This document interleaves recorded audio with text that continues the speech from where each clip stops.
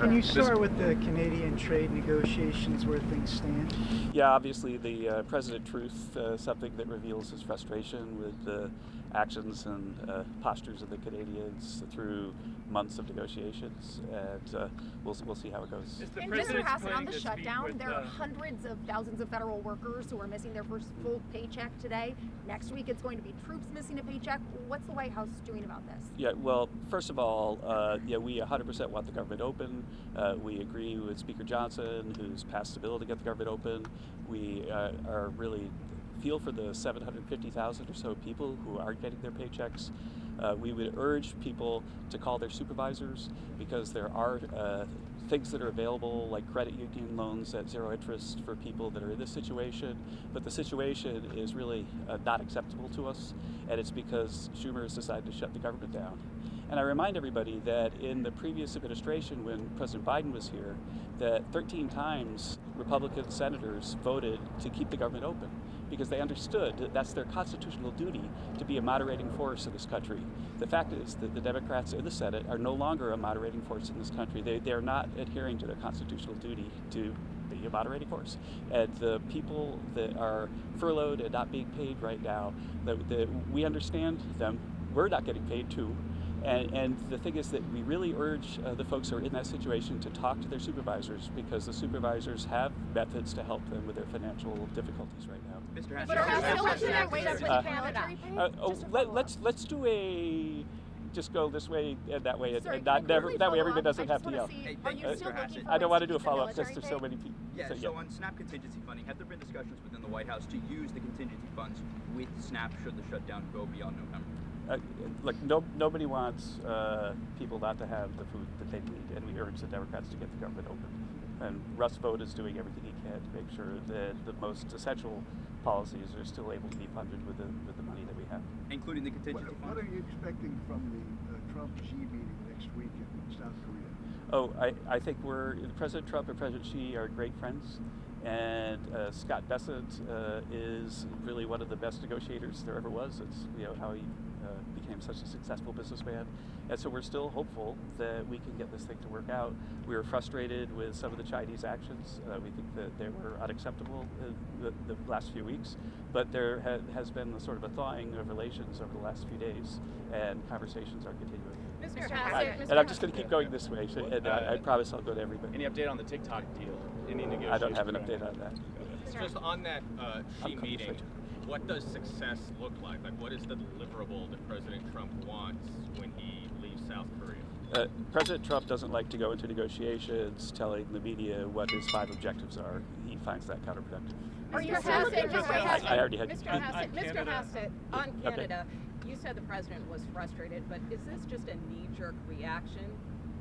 I think the frustration has built up over time. I've been involved in some of these negotiations, and the Canadians have been very difficult to negotiate with. And you look at all the countries around the world that we've made deals with, and the fact that we're now negotiating with Mexico separately reveals that it's not just about one ad, that there's frustration that's built up. And is he planning to speak with the Prime Minister Carney when they're both in Asia this week? Because this ad had nothing to do with Carney's government. I don't have any information on that. Mr. Mr. Hassett, Hassett, how concerned is the administration that the Supreme Court will not ultimately side with your view on the tariff policy? The president has been truthing a lot about the upcoming case. I think that we have a very high level of confidence that the Supreme Court will side with us. We think we're on very strong grounds. I've been fishing through the briefs myself just to see what the arguments are, and I think that the case is very, very strong, and we're highly confident that they'll side with us. I even spoke in the Oval with the president about it last night, and I'd say the level of confidence is extremely high.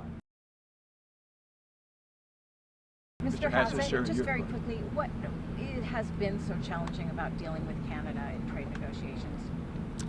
I guess the lack of flexibility, and also I would guess that leftover behaviors from like the Trudeau folks that can be very frustrating for people who are negotiating. Sir, 2 questions, if I may. I know you're going around here quickly. Yeah. For just simply your assessment of the latest inflation numbers, CPI numbers, 3%. The inflation numbers were fantastic. 48 Bloomberg economists got it wrong. It was the core was down relative to August and down relative to expectation. And the top line number actually was inflated because there was a shutdown of a refinery in Indiana that made gas prices go up a lot in September, but we've seen those have already come down, so we're highly confident that the next number will even be below this. And that's really, it's important to think about the theory of why this happens. It's not just about the numbers, right? So what happened was we got the worst inflation spike that we've had in our lifetimes because President Biden and his team had runaway spending, runaway deficit spending.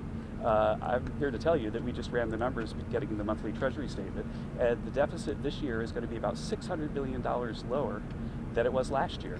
And that $600 billion decline is about equal, $200 billion of it is lower discretionary spending.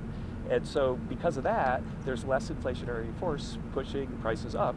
And so normal macroeconomics got it right when we said that Biden was going to cause inflation, and we're using it now to get it back under control. And then on this ad that President Trump was referring to up in Canada and Ronald Reagan, have you seen the ad, sir, yourself? I'm not going to talk about that. Mr. Hassett, sorry, it was hard to hear you. Is there an update with regard to potentially placing tariffs on Colombia? That is something that the president... I don't have an update for that, sorry. Mr. Hassett, sorry, forgive me if you already addressed this, it was hard to hear you, but was there something specific that changed in negotiations with Canada that elicit that are why the president...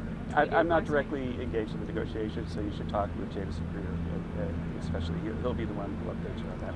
And then on the SNAP, if I could, I'll follow on the SNAP payments. Are you expecting the administration to release any kind of funding for SNAP? I think Russ Vought will get back to you on that matter. Are you optimistic that you'll be able to get a trade deal with China before November 1st? We'll see how it goes. But we've got the top negotiators on earth, Scott Hassett and President Trump on the case. What so happens I got if you to don't go make back that now, deadline? guys.